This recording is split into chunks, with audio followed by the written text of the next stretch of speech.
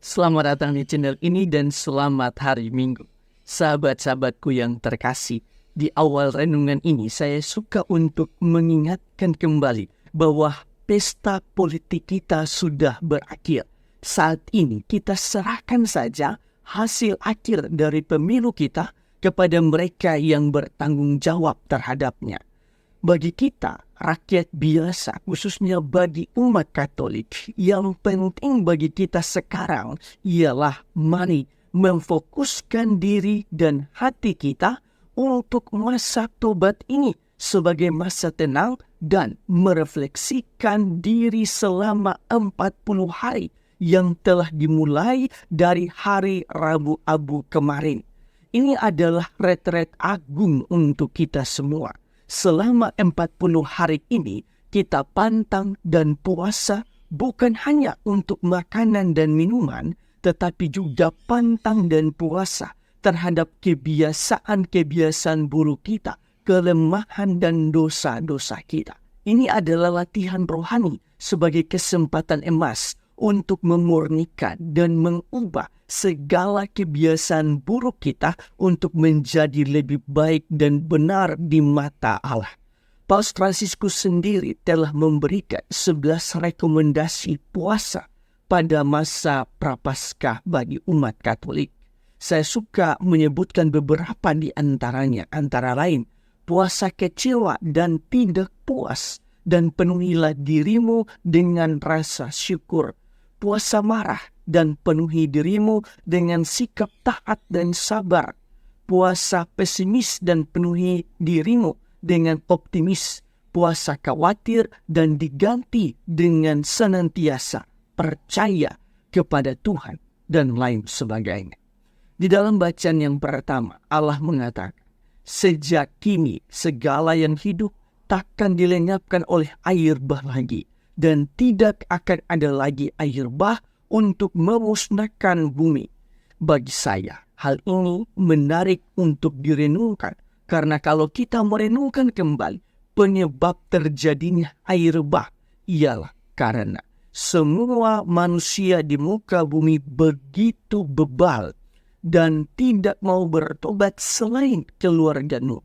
Yang harus digarisbawahi di sini ialah hati yang bebal dan tidak mau bertobat. Di dalam bacaan yang kedua, Santo Paulus menekankan hal yang kurang lebih sama, di mana Allah memusnahkan bumi dengan air bah karena ketidaktaatan manusia, kecuali 8 orang, yaitu keluarga Nuh. Selain itu, Santo Paulus juga menekankan bahwa saat ini air itu melambangkan pembaptisan yang kini menyelamatkan kita semua.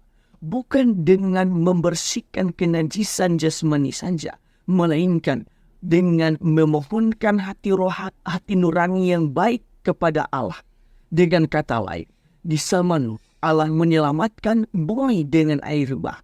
Kini Allah hendak menyelamatkan manusia dengan air pembaptisan yang telah kita terima. Maka berbahagialah kita semua atas baptisan yang telah kita terima. Sedangkan di dalam bacaan Injil menceritakan bagaimana Yesus dicobai oleh iblis dan malaikat-malaikat melayani dia.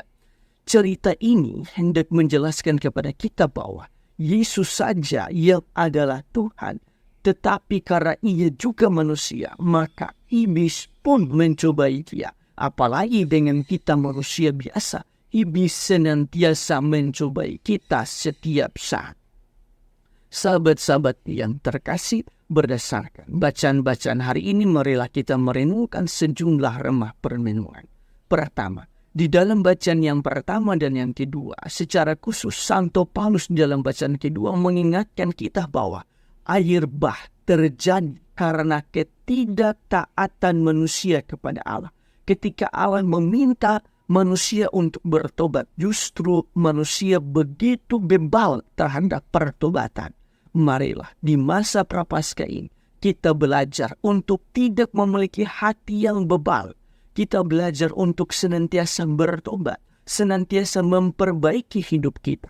Di akhir bacaan yang kedua, Santo Paulus mengatakan bahwa kita perlu memohonkan hati nurani yang baik kepada Allah.